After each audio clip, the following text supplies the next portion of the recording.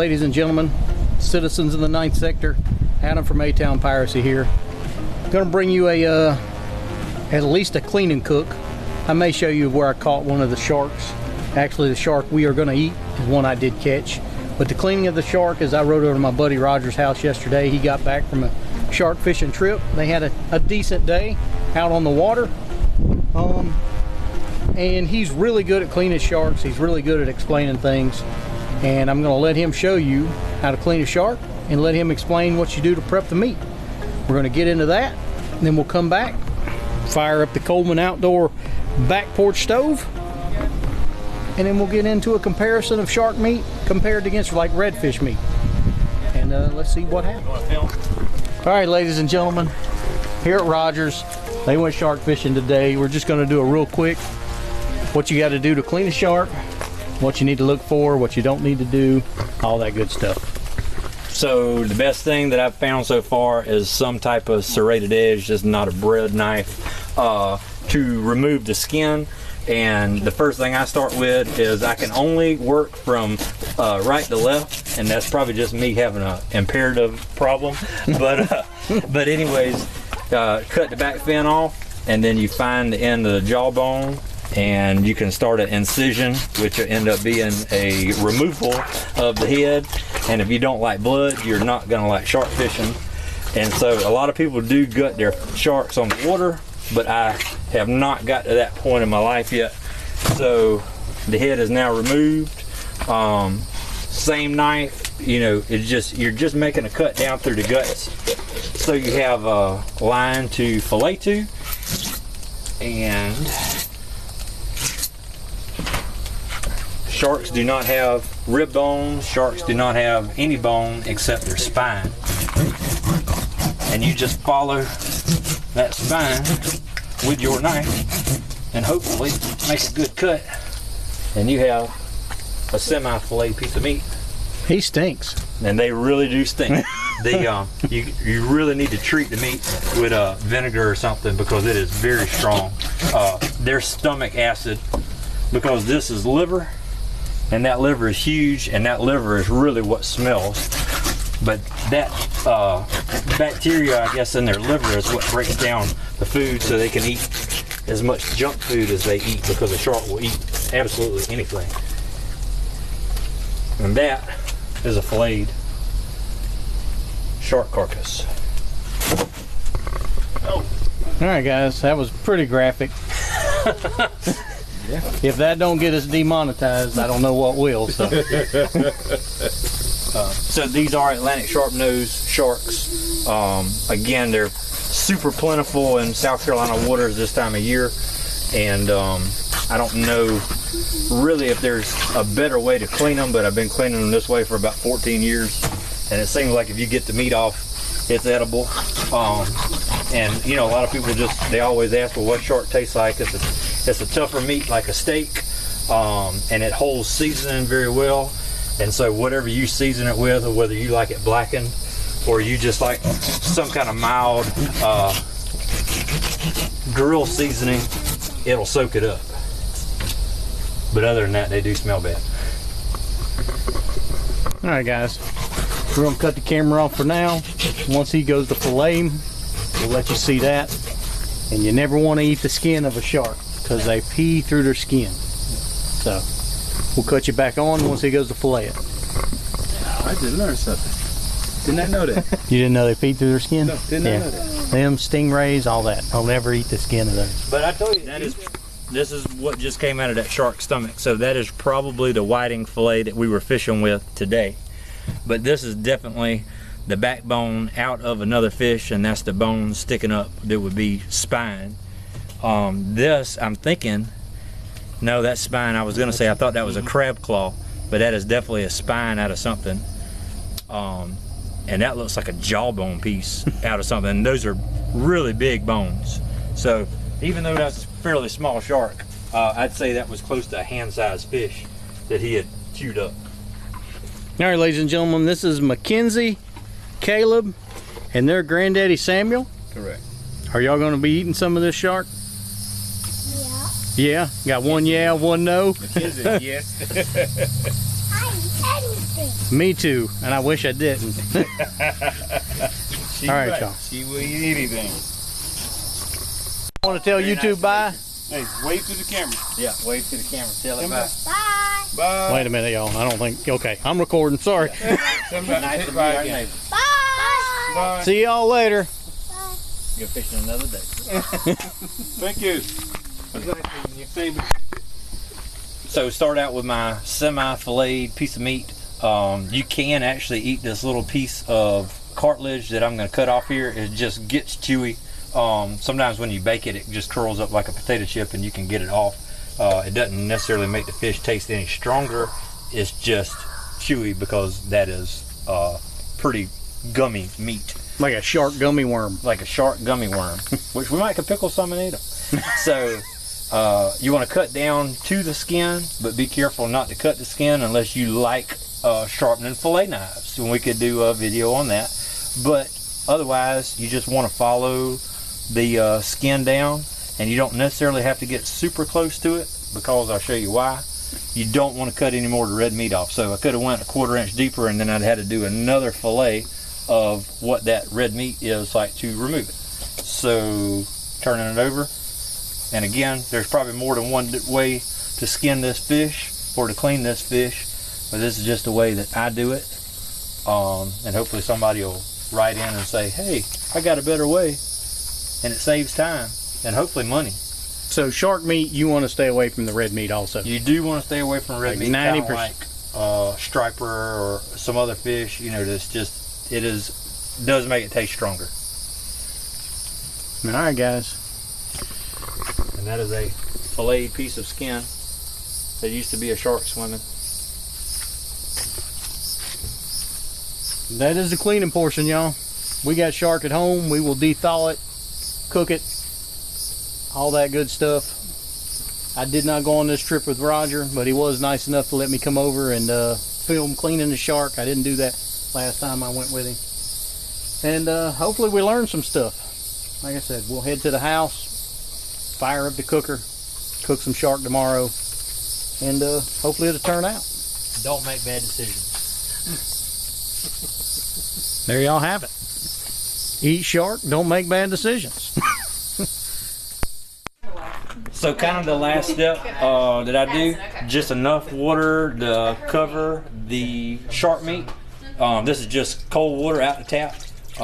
That is just regular old white distilled vinegar, and I'm actually going to add a little bit more than that. I tried to do about a Back left corner. I try to do about a cup per pound of shark, and that's just my thought. You know, somebody's gonna say, "Oh man, that's way more than a cup." It might be, but anyways, let that sit for about 10 minutes, and it'll take some of the ammonia smell and acidic out of the meat. All right, guys. Today's cook out on the back porch is going to be super simple. Here's our bowl of redfish. I cut it up in small pieces. That is just because that's the way I like it. Small bowl of shark meat, old Chinese food container. Like I said, cut up the same. You can definitely tell a difference in texture. They are both firm fish, but this feels like a lot drier fish. All we're doing today is as simple as it gets. House Autry's medium hot seasoned breading mix. I'm going to dump it into an empty Maxwell House container. That way I can just shake it up. It doesn't make a mess. It's one of the reasons I like cooking on the back porch on this little grill. You fry chicken, you fry fish, you're outside. If I make a big old mess, I can just take the garden hose and rinse it off. But inside the house, we cleaned the kitchen really good yesterday, guys. I really don't feel like messing it up. I'm gonna get this dumped in this Maxwell House container, shake the fish up. Probably gonna we'll fry the shark up first, then the redfish. Then we'll do a taste test comparison. For today's fry, peanut oil is what I prefer. I think it has a lot better taste. Health-wise, I couldn't tell you if it's good or bad for you. But as far as taste-wise, it is what I prefer. All right, while our oil is heating up, all the shark meat in the container, poured about half the bag of that House Autry's medium hot breading mix. And like I say, I'm not putting any seasoning on either one of these fish. There's already a lot of seasoning inside this breading mix.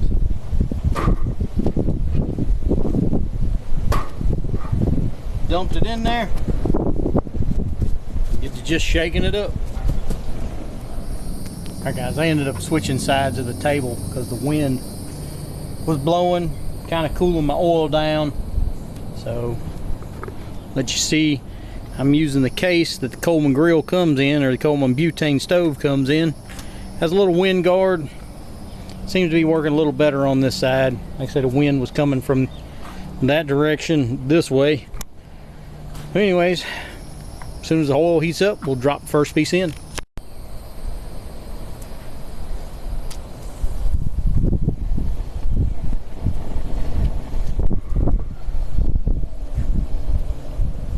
Shark going in. No egg wash, no hot sauce. Just the shark de-thawed into the batter. This should be good and crispy. Alright, just a quick why I like to cook this stuff outside. You can see I have got flour everywhere. If I was inside, I'd have to clean them cabinets up. Not that I wouldn't. I just ain't in the mood to cook inside and clean the fresh, clean kitchen, clean it up again. So once the shark's done, we're gonna throw the redfish in, guys, and then we'll get things cleaned up and do our taste test. All right, just another thing. While that shark is frying, I went ahead and threw the redfish in the seasoning also. That way, while it's sitting here and waiting on this, that House Autry's medium hot. Sorry guys, I'm using the bag to help hold up my shield that just failed on me. But anyways, the medium hot House Autry's seasoned breading, it's soaking the moisture up in that fish. And that, like I said, you don't need to use any egg wash, any mayonnaise, mustard. I'm not saying you don't have to. It does give it a little different taste, a little different flavor, but you don't have to use that to get the breading to stick to it. As long as your fish isn't bone dry, that breading will stick to it, and that breading will suck the moisture out of it, as long as you put enough in there.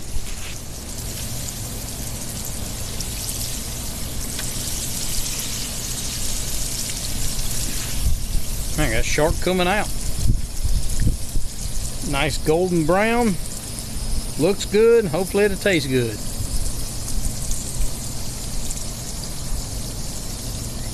Always like to throw it in a pan with some paper towels in there. Soak up a little bit of that extra grease.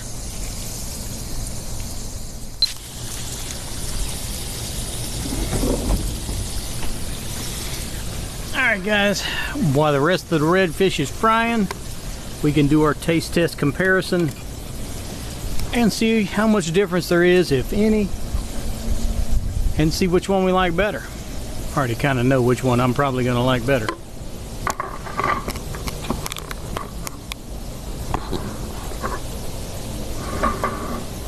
Alright guys, this side is the shark, this side is the redfish. That redfish is straight out the grease. So we're going to try the shark first.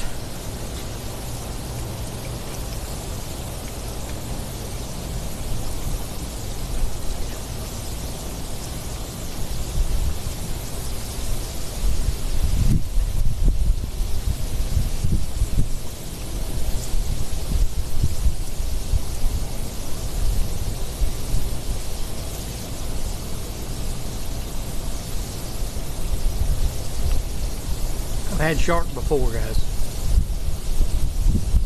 and for some reason that was better than what it was before. It wasn't bad the other times I've had it.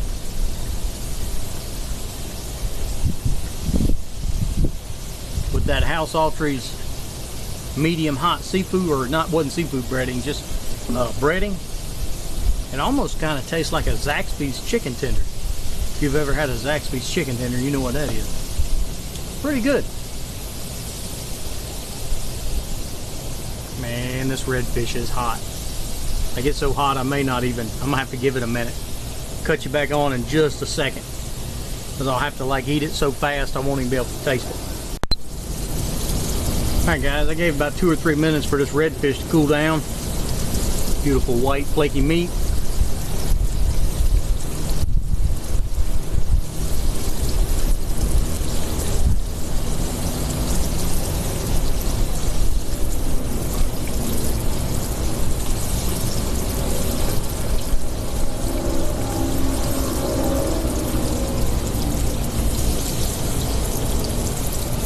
Two completely different flavors, two completely different textures.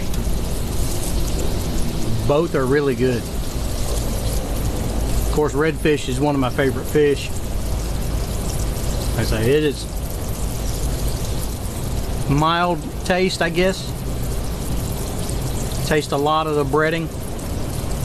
For the shark, you tasted a lot of the meat. It was, I mean, I hate to say it, it was more chickeny. Hate to compare something to chicken, but I mean that's the texture of it, is a chicken texture. A lot firmer, stringier texture. Really good. If I was gonna pick one, I would pick the redfish, because to me it tastes more like fish, where the shark fried with this batter on it tasted like Zaxby's chicken. And I like Zaxby's chicken too, but if I was going to eat something that was going to taste like Zaxby's chicken, I would just go get it. But this is definitely edible, definitely good. And if you caught a big one, man, you could make a ton of meals out of it. All right, guys, the wind's picking up. I'm going to cut you off. Appreciate y'all coming along with me on this adventure. Hope you enjoyed another back porch Coleman Grill cookout. Like I said, it's fun to do, whole lot less mess than making it inside in the house. And I gotta go finish dinner for the wife. All right, guys, I will get back at you when I get back at it. Check you later. Meow. Meow. Meow.